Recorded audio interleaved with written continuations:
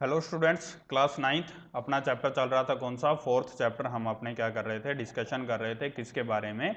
Atom के बारे में हमने क्या कर रखा था? डिस्कशन किया था, जिसके अंदर हमने सबसे पहले किसकी थ्योरी के बारे में देखा था?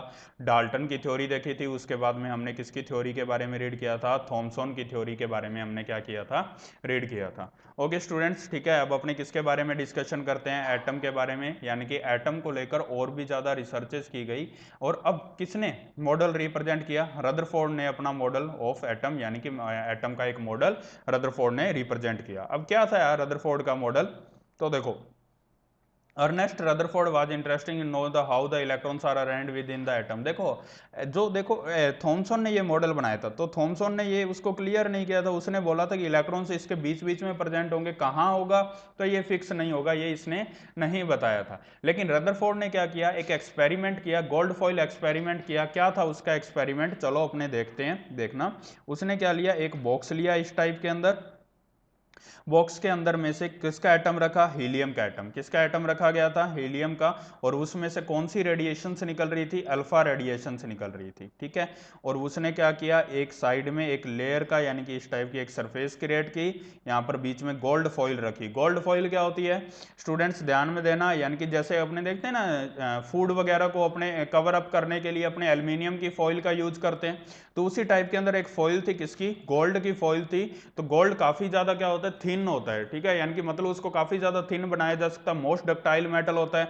इतना होता है कि आप 1 ग्राम से 2 किलोमीटर लॉन्ग वायर उसकी क्रिएट कर सकते हो। गोल्ड के 1 ग्राम से 2 किलोमीटर लॉन्ग वायर क्रिएट कर सकते हो, ठीक है। तो इस टाइप की उसने फॉइल लिया, ठीक है। बिल्कुल ही थिन फॉइल थी, जो कि ट्रांसपेरेंट बन चुकी थी, काफी आर पार दिखाई देता था। और ये वाली जो बाहर वाली लेयर थी, ये किसकी थी? जिंक सल्फाइड की। अब उसने क्या देखा? जब उसने एक्सपेरिमेंट यानी कि अल्फा पार्टिकल्स को फेंकना शुरू किया, तो उसने क्या देखा? 3 चीजें देखी, ठीक है। 3 ऑब्जर्वेशन किए। सबसे पहले अपना ऑब्जर्वेशन देखते हैं कि मोस्टली जो पार्टिकल्स थे वो सारे के सारे कैसे जा रहे थे? स्ट्रेट जा रहे थे। मोस्टली पार्टिकल कैसे जा रहे थे? स्ट्रेट जा रहे थे, विदाउट एनी डिफ्लेक्शन। किसी भी टाइप का कोई मतलब चेंज नहीं आ रहा था। यहां से रेडिएशन गया, बिल्कुल सीधा गया, ठीक है। दूसरा, कुछ पार्टिकल्स क्या हो रहे थे? कुछ एंगल्स पर डिफ्लेक्ट हो रहे थे, यानी कि इधर उधर जा रहे थे। उसमें ज्यादातर सीधे जा रहे थे, कुछ पार्टिकल्स इधर उधर जा रहे थे, ठीक है। लेकिन उन अब देखना इंपॉर्टेंट क्या था कि आफ्टर 20,000 पार्टिकल्स, 20,000 पार्टिकल के बाद में, आफ्टर 20,000 पार्टिकल्स के बाद में एक इलेक्ट्रॉन, यानी कि एक जो अल्फा पार्टिकल था, वो 180 डिग्री एंगल पर क्या आ गया? वापस आ गया। यानी कि जैसे ही भिड़ा और भिड़ने के जस्ट बाद में क्या आ गया? वापस आ गया। तो देखो हो क्या रहा है, ध्यान देना। 20,000 पार्टिकल तो भी सीधे चले गए, ठीक है। और कुछ उनमें से क्या हो गए? इधर उधर डिफ्लेक्ट हो गए। बट इंपॉर्टेंट बात क्या है कि 20,000 में से एक पार्टिकल क्या आ गया था? वापस आ गया था। तो यहां पर क्या हुआ था? रदरफोर्ड ने एक स्टेटमेंट भी दिया था, इंटरेस्टिंग फैक्ट दिया था। क्या उन्होंने बोला? तो ये तो बहुत ज्यादा इंपॉसिबल बात है, यानी कि ये तो वो हुआ कि एक में 14 इंच का तोप का गोला, 14 इंच का तोप का गोला अगर मैं एक टिश्यू पेपर पर मारता हूं, ठीक है, तो वो टिश्यू पेपर से भिड़कर वापस आ जाए, ये तो ऐसी बात हो गई, ठीक है। तो यानी कि क्या ऐसा पॉसिबल हो सकता है कि 14 इंच का तोप का गोला क्या है टिश्यू पेपर पर मारे और वापस आकर अपनों को लगे? ऐसा हो सकता है? नहीं हो सकता। तो देखो उसी टाइप के अंदर जब 20,000 पार्टिकल चले गए, तो एक पार्टिकल वापस क्यों आया? तो ये ऑब्जर्वेशंस थे। अब उसने ऑब्जर्वेशन कर लिया था, तो ऑब्जर्वेशन के बाद में क्या निकाले गए?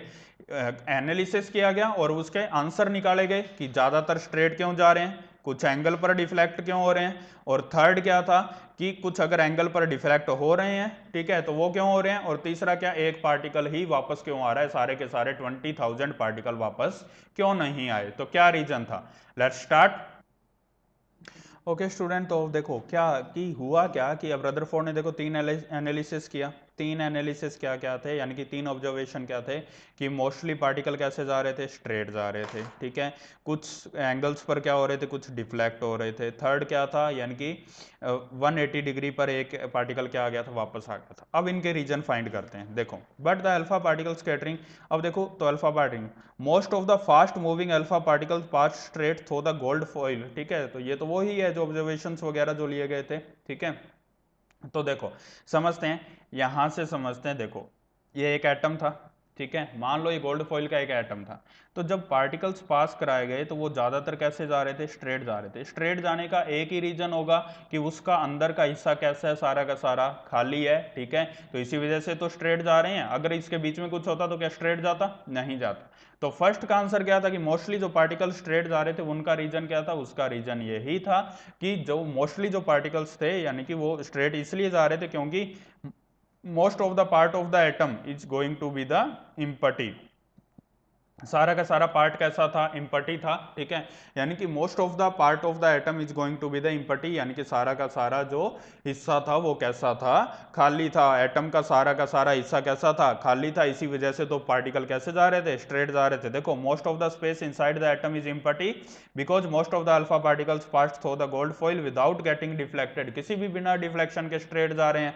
तो एक ही रीजन हो सकता है कि वो सारे के सारे कैसे जा रहे हैं, मतलब अंदर से कैसा था, खाली था। जैसे ये वाला दे रखे हैं, एटम्स दे रखे हैं।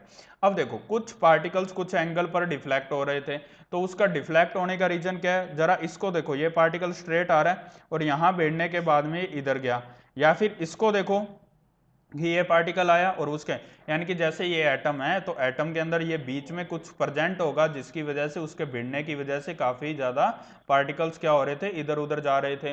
तो इसका सिंपल सा सेकंड मीन क्या हुआ, very few particles were deflected atom there path indicating that the positive charge of the atom occupies very little space. यानी कि सिंपल सी बात ये हुई, अल्फा पार्टिकल कौन से नेचर के होते हैं, पॉजिटिव नेचर के होते हैं। अब पॉजिटिव नेचर और बीच में सारा का सारा पार्ट कैसा था, पॉजिटिव पार्ट था, तो उससे भिड़ने की वजह से अल्फा पार्टिकल्स क्या हो रहे थे, इधर उधर क्या हो रहे थे, डिफ्लेक्ट हो रहे थे। ठीक है, तो सिंपल सी बात है कि रदरफोर्ड ने बताया कि इस एटम के अंदर जो सारा का सारा पॉजिटिव चार्ज है वो कहाँ प्लेस होता है, एक सेंटर में प्लेस होता है, बिल्कुल छोटी सी जगह के अंदर प्लेस होता है, और जिसको बाद में क्या नाम दिया गया, न्यूक्लियस। क्या नाम दिया गया, न्यूक्लियस। और ये बोला गया कि एटम का जो सारा जो मास होता है, जो सारा का सारा वेट होता है, कहां कंसिस्ट करता है, सारा का सारा उसके सेंटर में कंसिस्ट करता है। थर्ड गया, a very small fraction of alpha particle were deflected at 180 degree angle. जरा इसको देखना, ये बिल्कुल स्ट्रेट गया और बिल्कुल सेम उसी लाइन पर क्या आ गया, वापस आ गया। यानी कि जिस लाइन पर गया उसी लाइन पर क्या आ गया, वापस आ गया। ठीक है, तो उसको क्या बोला जाता है, उसी को क्या बोला गया कि स्कैटरिंग, यानी कि 180 डिग्री एंगल पर क्या आ गया, वापस आ गया। जैसे क्या हुआ कि कोई पार्टिकल गया और बिल्कुल सेंटर में बिल्कुल स्ट्रेट लगा, तो वो क्या हो गया, जस्ट सेम वापस वैसे ही आ गया। अगर अपने किसी बॉल को वॉल के साथ में यानी कि हिट करते हैं तो बिल्कुल सेम यानी कि बराबर हिट करते हैं तो क्या हो जाएगा, यानी कि बिल्कुल एकदम से स्ट्रेट वापस आता है। तो यही उसका रीजन था। तो इसका मतलब क्या हुआ, पॉजिटिव चार्ज और mass of the atom were concentrated in A very small volume with in the atom. ठीक है, और उसी एटम को यानी कि रेडियस, सिंपल सी बात करें तो एटम का जो मेनली जो पार्टिकल था, यानी कि जो मेन जो हिस्सा रहता है, जो मास रहता है, वो सारा का सारा उसके सेंटर में लाया करता है। उसी सेंटर को क्या नाम दिया गया था, न्यूक्लियस। एटम का साइज क्या किसने बताया था, थॉमसन ने बताया था। कितना बताया था, 10⁻⁻10। वेयर एज, यानी कि जो दूसरे अगर अपने बात करें किसके बारे में, न्यूक्लियस का साइज किसने बताया, रदरफोर्ड ने बताया। और कितना बताया, 10⁻15 मीटर।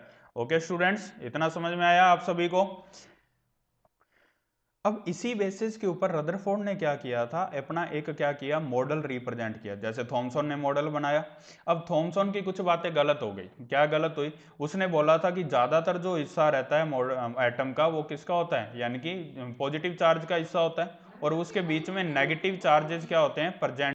तो अब देखना क्या हुआ था, थॉमसन ने क्या बोला था कि ज्यादातर हिस्सा किसका रहेगा, पॉजिटिव पार्ट का रहेगा, और उसके बीच में इलेक्ट्रॉन प्रेजेंट होते हैं। अगर ऐसा होता कि बीच में इलेक्ट्रॉन प्रेजेंट होते तो कोई भी अल्फा पार्टिकल बाहर नहीं जाता था, तो वहीं से रिपेल होना शुरू हो जाता, क्योंकि ज्यादातर पार्ट पॉजिटिव हो। लेकिन हुआ क्या था, सारे सारे पार्टिकल सीधे जा रहे थे, और सिर्फ बीच में ही जो पार्टिकल एंटर हो रहे थे वो ही डिफ्लेक्ट हो रहे थे। तो अब इस बात को लेकर रदरफोर्ड ने क्या किया, एक मॉडल रिप्रेजेंट किया। मॉडल में उसने बताया there is a positively charge centre in an atom is called nucleus. उन्होंने बताया कि सारा का सारा जो सेंटर के अंदर यानी कि पॉजिटिव चार्ज रहता है, सेंटर में रहता है, जिसको क्या नाम दिया गया, न्यूक्लियस। ठीक है, मास और जो वॉल्यूम होता है वो सारा का सारा एटम का उसी सेंटर में लाई करता है।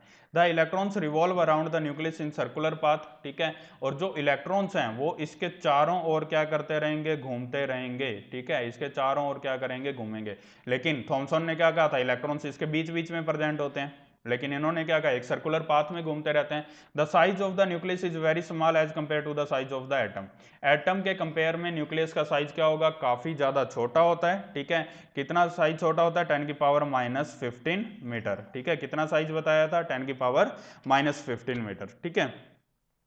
अब देखो, ये रदरफोर्ड ने अपना मॉडल सब कुछ रिप्रेजेंट कर दिया, लेकिन अभी भी जो रदरफोर्ड था वो कंप्लीटली एटम को डिफाइन नहीं कर पाया था। कुछ कमियां रदरफोर्ड की अभी भी रह गई थी। क्या कमियां रह गई थी, उनके बारे में अपने क्या करते हैं, देखते हैं। देखो, ड्रॉबैक्स क्या होती है, कमियां ऑफ रदरफोर्ड मॉडल, ठीक है। रदरफोर्ड ने जो मॉडल रिप्रेजेंट किया था उसकी क्या थी, काफी सारी कमियां थी।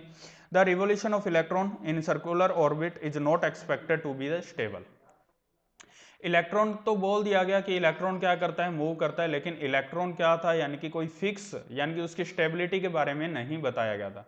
स्टेबिलिटी का मतलब क्या है, जैसे क्या हो गया, एक सोडियम है, ठीक है, तो इसका अपना पता रहता है 281, ठीक है। फर्स्ट शेल में 2 है, सेकंड में 8 है, थर्ड में कितना है, 1 है, ठीक है।